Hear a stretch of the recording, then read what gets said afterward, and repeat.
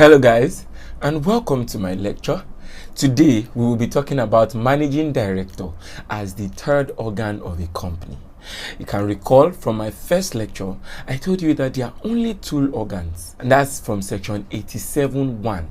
87.1 tells us that the company shall act through the board of directors or the members in general meeting, right?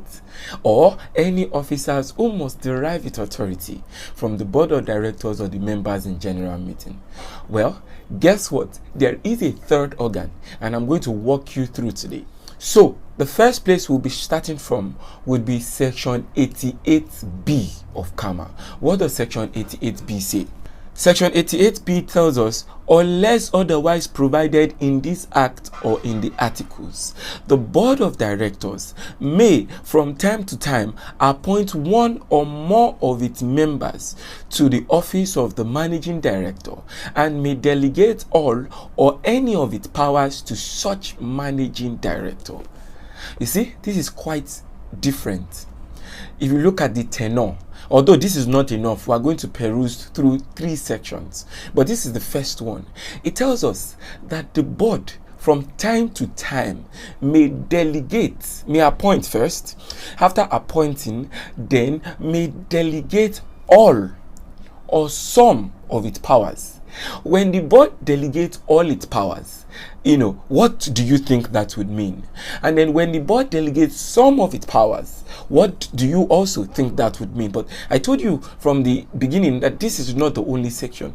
Let us look at the next very important section, which is section 89.1 of Cama. What does it say? Any act of the member in general meeting, the board of directors, or a managing director, while carrying on in the usual way of business of the company, shall be treated as the act of the company itself, and the company shall be criminally liable or civilly liable to the extent as if it were a natural person. You see, this is getting more interesting.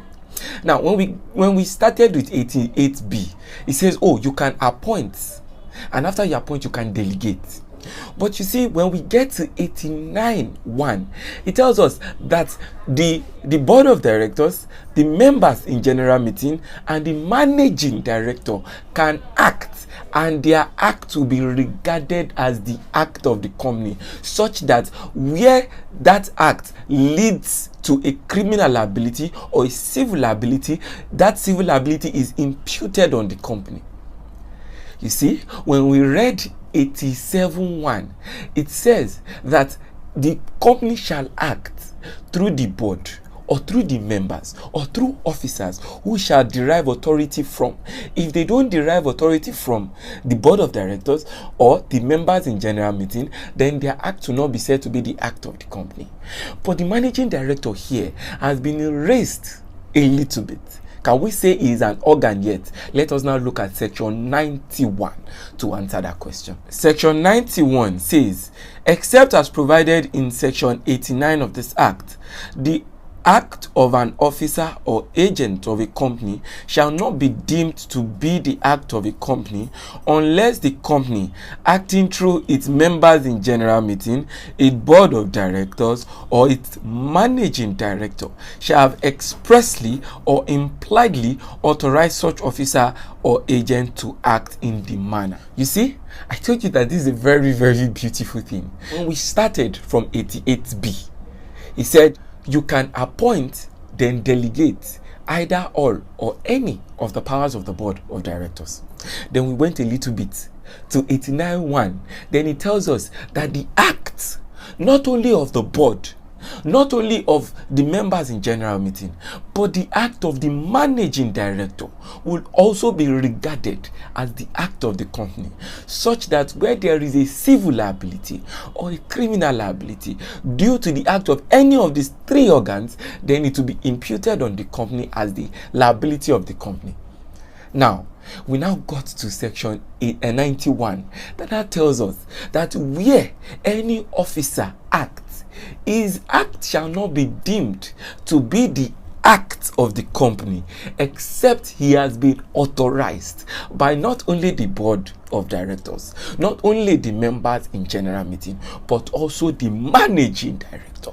So it is on this that we are submitting that the managing director has been elevated not only to being an officer, but also to being an organ, such that his acts, when we read 89:1 and we read 91, his act would be the act of the company.